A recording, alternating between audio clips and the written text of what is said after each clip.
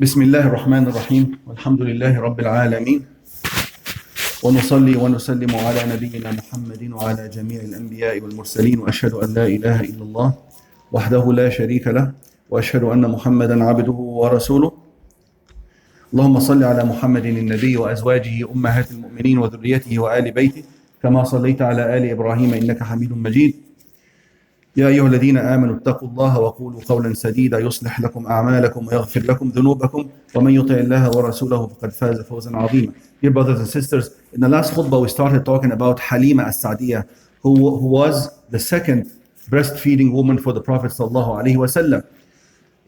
To summarize the story for you, Halima went, and it was the habit of tribes that lived outside the urban areas. It was the habit that they go to the cities and they get breastfeeding children so that they breastfeed them and they benefit financially from that. And it was the habit of people who lived in cities to send their children outside of the city the first few years of their life because it was healthier for them.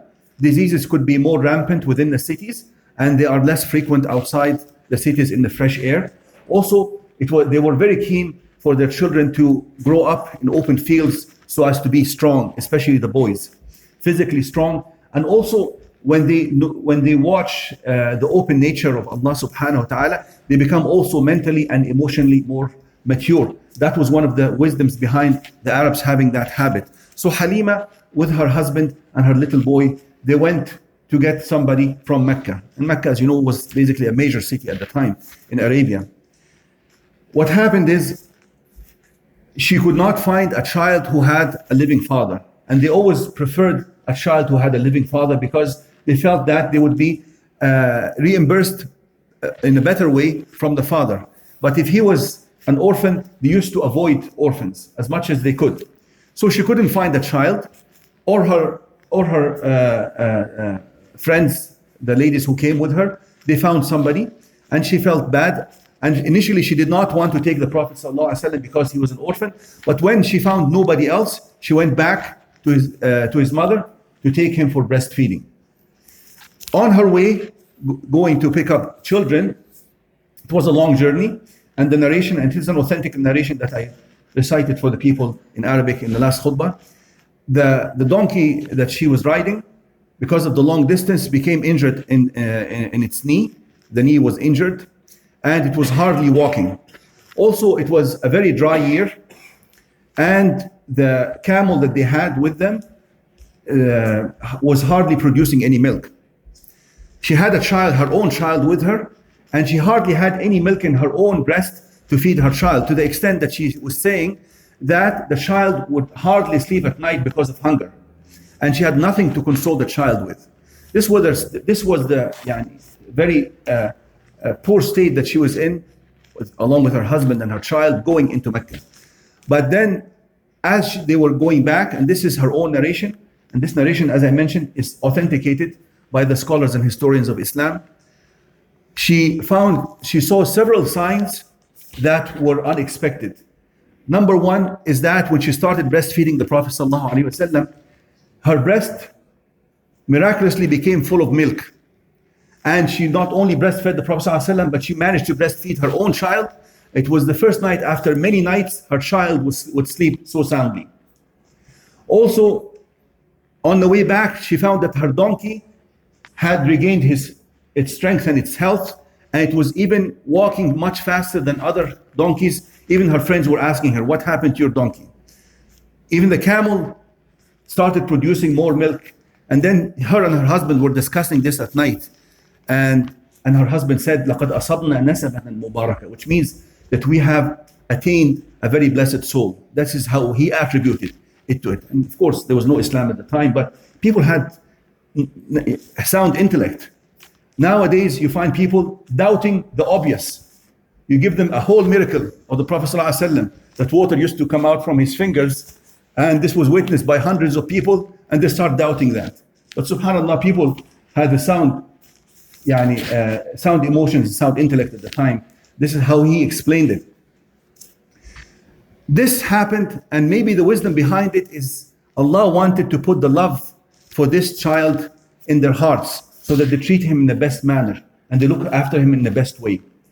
To the extent that when it came time for them to return him to his mother, they went back and they started asking their mother to send him back again with them. They told him, look, he's growing so nicely, and send him back. Of course, they used to also teach them the pure Arabic outside of the influence of the big cities, where the Arabic could be mixed with other non-Arabic words. That is one of the other reasons they used to send their children outside, so that they become eloquent in their speech.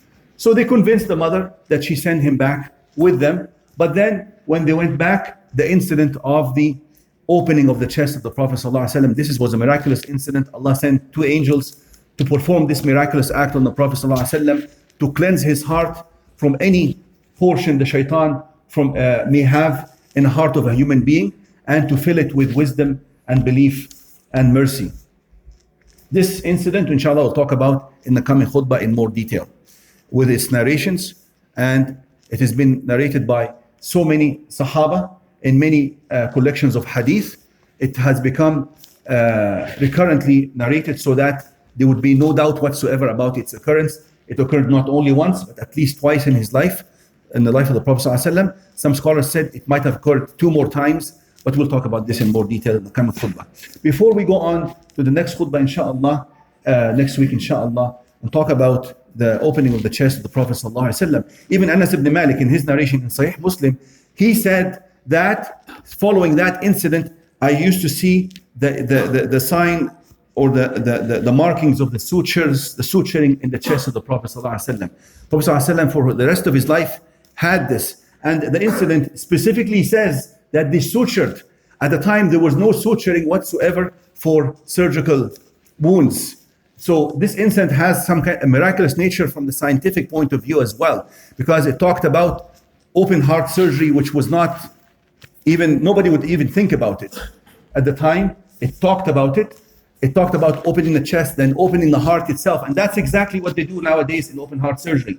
And then when they're done, they sew all this back, and you continue to see the suturing. Allah left the suturing. Allah could have made it so that nothing is shown, but Allah left this effect so that nobody ever doubt this. But subhanallah, Allah subhanahu wa ta'ala guides whomever He wills to His straight path.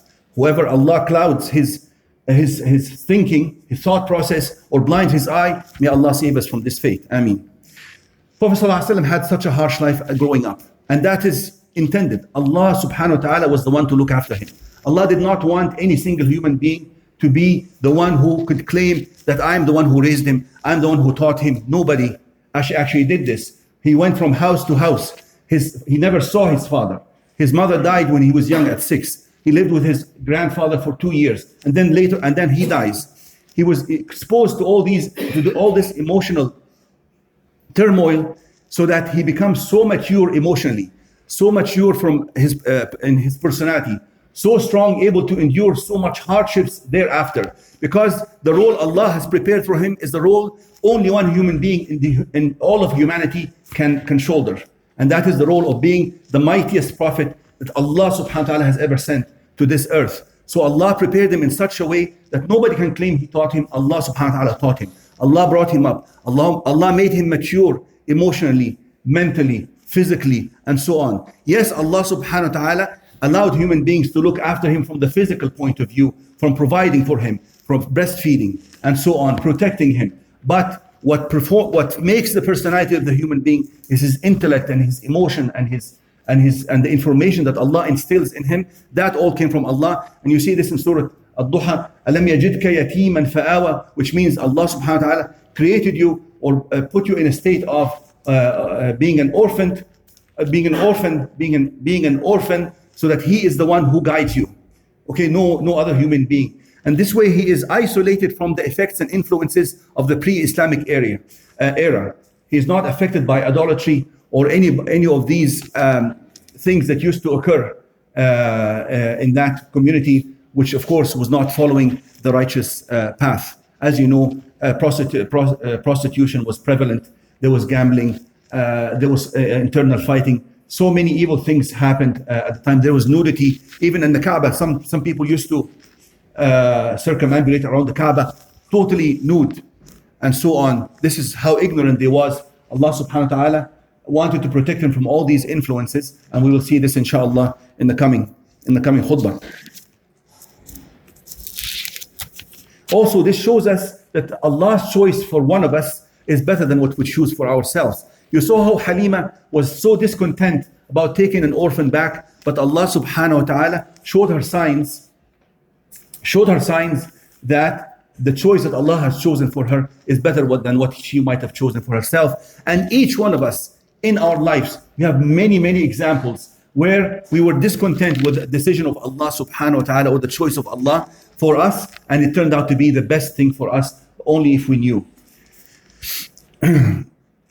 Allah subhanahu wa ta'ala showed all these signs of barakah and blessing even so early in the life of the Prophet Muhammad sallallahu alaihi wasallam, because Allah wanted the people to know step by step that they were not dealing with a regular human being, that this human being at one point will have such a marvelous role in their lives that it would be easier for them to accept that he's a prophet from Allah receiving a revelation from the creator of the heavens and earth. So to get people to slowly be being prepared for this, many incidents and many phenomena happened from the time of childhood, as you saw with Halima, till the opening of the chest of the Prophet ﷺ. Also, when he was a teen, you will see that he was not physically able to indulge in any of the things that may taint his personality, such as when he used to want to go to a party, and there's authentic narrations about this, when he was a teenager, wanting to go just to have some fun like any other teenager would have.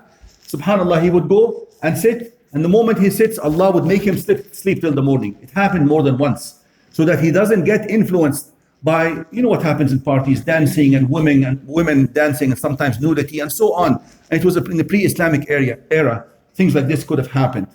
So Allah subhanahu wa ta'ala protected him. Even alcohol he was away from. Of course, as you know, he never worshipped an idol and so on.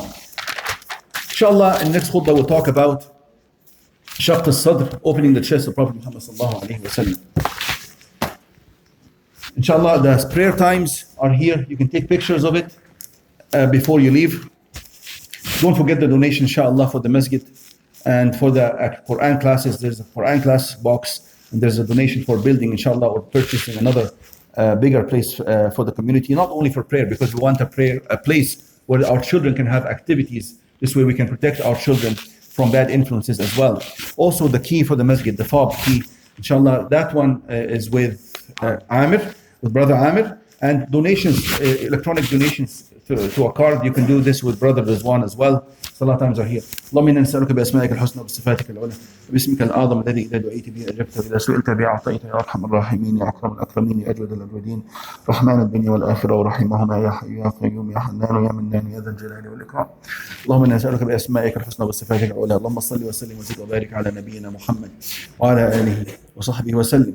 اللهم نسألك لأنفسنا ووالدينا وأزواجنا وذرياتنا وأهلينا والمسلمين والمسلمات الأحياء منهم والأموات. اللهم لا تدع لنا في هذا اليوم العظيم المبارك ذنبا إلا غفرته ولا ميتا إلا رحمته ولا مبتلا إلا عافيته ولا مريضا إلا شفيته ولا مريضا إلا شفيته ولا خائفا إلا أمنته ولا محزونا إلا فرحته ولا مكروبا إلا فرجت عنه ولا غائبا إلا رددته ولا ولدا إلا أصلحته ولا ضالا إلا هديته ولا أسيرا إلا فككته ولا عدوا إلا قصمته ولا حاجة من حوائج الدنيا والآخرة لك فيها رضا ولنا فيها صلاح إلا قضيتها ويسرتها يا رب العالمين. صلى اللهم وسلم وبارك على نبينا محمد. الله أكبر الله أكبر أشهد أن لا إله إلا الله أشهد أن محمدا رسول الله.